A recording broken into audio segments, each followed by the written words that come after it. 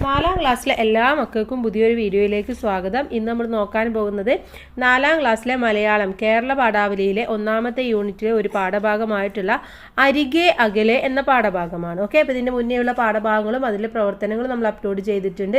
ഇനി നമുക്ക് എന്താണ് ഈ ഒരു പാഠഭാഗത്ത് പഠിക്കാനുള്ളത്, എന്തൊക്കെയാണ് പ്രവർത്തനം എന്ന് നോക്കാം. യാത്ര അകലത്തുള്ളവയെ അരികിലെത്തിക്കും, അത് കൗതുകം പകരും. എന്നാൽ യാത്രയിൽ കാത്തിരിപ്പിൻ്റെ നോവും നൊമ്പരവും ഉണ്ട്. എങ്ങനെ? നമുക്കറിയാം, യാത്ര എന്ന് പറയുന്നത് എന്താണ്, എപ്പോഴും ക്യൂരിയസ് ആയില്ലേ, കൗതുകമുള്ള ഒന്ന് തന്നെയാണ്. അവിടെ എന്തൊക്കെ ഉണ്ടാവും, എന്തൊക്കെ കാണാൻ വേണ്ടി പറ്റും എന്നുള്ളതൊക്കെ കൗതുകം നിറഞ്ഞത് തന്നെയാണ്. പക്ഷെ നമ്മളൊരു യാത്രക്ക് പോകുമ്പോൾ നമ്മളെ കാത്തിരിക്കുന്ന ആ ഒരു നൊമ്പരം അല്ലെങ്കിൽ ആ നോവ് എന്ന് പറയുന്നത് വളരെ വേദനാജനകമായിട്ടുള്ള ഒന്ന് തന്നെയാണ്. അപ്പോൾ അത്തരത്തിലുള്ള ഒന്നാണ് ഇത് അരികെ അകലെ എന്ന് പറയുന്നത്. ഇവിടെ ഒരു അമ്മ ആരെയോ കാത്തിരിക്കുന്ന ഒരു ചിത്രമാണ് തന്നിട്ടുള്ളത്. കാത്തിരിപ്പ് എന്നതാണ് നമ്മുടെ കവിതയുടെ പേര്. എൻ മകൻ എന്തുപോൽ വരാഞ്ഞു തോഴി, ചൊല്ലിന്നലെ ഇന്നേരം വന്നാനല്ലോ. കാലികൾ കാണാഞ്ഞു കാട്ടിൽ നടക്കുമ്പോൾ കാൽ തല്ലിൽ മുള്ളു തറച്ചില്ലലി. കായ്കളെ കൊള്ളുവാൻ പഴമരമേറിടും, കാനനം തെന്നിലെ വീണാനോദാൻ. ചാലത്തെടുത്തു തെളിക്കുന്ന നേരത്ത് കാലികൾ കുത്തി കുതിർന്നില്ലലി. കാനനം തന്നിലെ നൽവഴി കാണാഞ്ഞു, ദീനമായി നിന്നഴകുന്ന നാനോ ഞാൻ. സഞ്ചരിച്ചിടുമ്പോൾ വൻപുലി തന്നാലെ വഞ്ചിതനായല്ലോ ചൊല്ലു തോഴി. പിള്ളരുമായി പിടിച്ചു കളിക്കുമ്പോൾ അല്ലലായി വീണു കിടന്നാനോ താൻ. ചോറെല്ലാം മാറി ചമഞ്ഞു തുടങ്ങുന്നു, നീറുന്നി തുള്ളവും പിന്നെ പിന്നെ. കൃഷ്ണഗാഥയാണ്, ചെറുശ്ശേരി എഴുതിയ കൃഷ്ണഗാഥയിലെ വരികളാണ് ഇത്. അപ്പോൾ ഇതിലെ അർത്ഥങ്ങൾ താഴെ നമുക്കിത് കൊടുത്തിട്ടുണ്ട്. ചില വാക്കുകൾ നമുക്ക് മനസ്സിലാവാൻ കുറച്ച് ബുദ്ധിമുട്ടുണ്ട്, അപ്പോൾ അതിവിടെ താഴെ കൊടുത്തിട്ടുണ്ട്. അല്ലൽ എന്ന് പറഞ്ഞാൽ ദുഃഖം എന്നാണ് അർത്ഥം. ഉഴലുക എന്ന് പറഞ്ഞാൽ ചുറ്റിത്തിരിയുക എന്നാണ് അർത്ഥമാക്കുന്നത്. കാനനം എന്ന് പറഞ്ഞാൽ കാട്, കുത്തി കുതറുക, കുത്തി മുറിവേൽപ്പിക്കുക.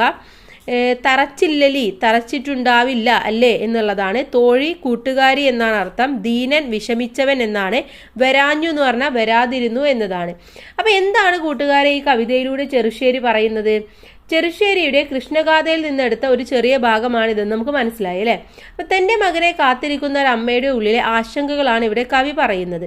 മനോഹരമായിട്ടുള്ള വരികളാണ്. കാട്ടിലേക്ക് പോയ മകനെ കാത്തിരിക്കുന്ന ഒരു അമ്മയാണ് ഇവിടെ. മകൻ എന്തേ ഇത്ര നേരമായിട്ടും വന്നില്ല എന്നാണ് ചോദിക്കുന്നത്. മകൻ എവിടെ പോയതാണെന്ന് അറിയാത്ത അവസ്ഥയിൽ അമ്മയുടെ മനസ്സിൽ ഒരുപാട് ആശങ്കകൾ നിറയാണ്. കാലികളെ കാണാഞ്ഞ് കാട്ടിൽ നടക്കുമ്പോൾ കാല് മുള്ളു കുത്തിയിട്ടുണ്ടാവോ, അതുപോലെ പാഴ്മരത്തിൽ കയറി വീണിട്ടുണ്ടാവോ, കാട്ടിൽ വഴി തെറ്റിയിട്ടുണ്ടാവോ, അതുപോലെ തന്നെ കുട്ടികളുമായി കളിക്കുന്നതിനിടയിൽ പരിക്ക് എന്തെങ്കിലും പറ്റിയിട്ടുണ്ടാവോ എന്നിങ്ങനെ ഒരുപാട് ആശങ്കകളും ഭയവുമാണ് ഈ ഒരു കവിതയിലൂടെ കാണുന്നത്. അമ്മയുടെ സ്നേഹം തന്നെയാണ് ഇവിടെ കാണിക്കുന്നത് അല്ലേ. ഇനി ഇതിലെ ചോദ്യങ്ങളിലേക്ക് കടക്കാൻ നമുക്ക്. കവിത താളമിട്ട് ചൊല്ലൂ എന്നതാണ് പറഞ്ഞിട്ടുള്ളത്. അപ്പോൾ അത് കൂട്ടുകാർ ക്ലാസ്സിൽ ചെയ്തു നോക്കുക. കാട്ടിലേക്ക് പോയ മകന് എന്തെല്ലാം അപകടങ്ങൾ പറ്റിയിട്ടുണ്ടാകുമെന്നാണ് അമ്മ വേവലാതിപ്പെടുന്നത്. എന്തൊക്കെയാണ്? കാലികളെ കാണാതെ കാട്ടിൽ നടക്കുമ്പോൾ കാലിൽ മുള്ളു തറച്ചിരിക്കുമോ, പാഴ്മരത്തിൽ കയറി വീണിരിക്കുമോ, കാട്ടിൽ വഴി തെറ്റി പുലിയാൽ ആക്രമിക്കപ്പെട്ടിരിക്കുമോ, കളിക്കുമ്പോൾ വീണിരിക്കുമോ, പരിക്കേറ്റിരിക്കുമോ എന്നിങ്ങനെ പലതരം വേവലാതികളാണ് അമ്മയുടെ മനസ്സിൽ വരുന്നത്. ഇതൊക്കെയാണ് അമ്മ ചിന്തിച്ചിട്ടുണ്ടാവുക അല്ലേ. ഇനി അടുത്തത്, നീറുന്നീ തുള്ളവും പിന്നെ പിന്നെ. എന്താണ് ഈ വരികളുടെ ആശയം എന്നാണ് ചോദിച്ചിട്ടുള്ളത്. എന്താണ് കൂട്ടുകാരെ ഈ വരിയിലൂടെ നമുക്ക് പറഞ്ഞു തരുന്ന കാര്യം?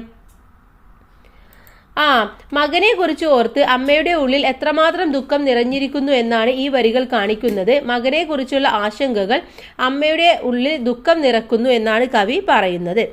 അടുത്തത്, വരാഞ്ഞു വന്നാനല്ലോ എന്നിങ്ങനെ ഇന്ന് ഉപയോഗത്തിലില്ലാത്ത ഏതെല്ലാം പദങ്ങൾ ഈ കവിതയിലുണ്ട്? ഇവക്ക് പകരം ഇന്ന് ഉപയോഗിക്കുന്ന പദങ്ങൾ ഏതൊക്കെയാണെന്നാണ് ചോദിച്ചിട്ടുള്ളത്.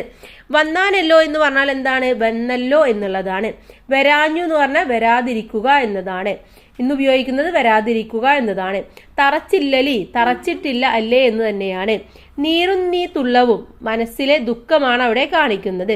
ചമഞ്ഞു എന്ന് പറഞ്ഞാൽ പൊങ്ങുന്നു അല്ലെങ്കിൽ കാണുന്നു എന്നതൊക്കെയാണ് അർത്ഥമാക്കുന്നത്.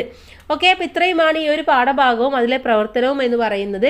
ഇനി അടുത്ത പാഠഭാഗം വരുന്നത് നീലഗിരിയുടെ റാണി എന്നുള്ളതാണ്. നമുക്ക് അടുത്ത വീഡിയോയിൽ നോക്കാം. എല്ലാ കൂട്ടുകാർക്കും താങ്ക്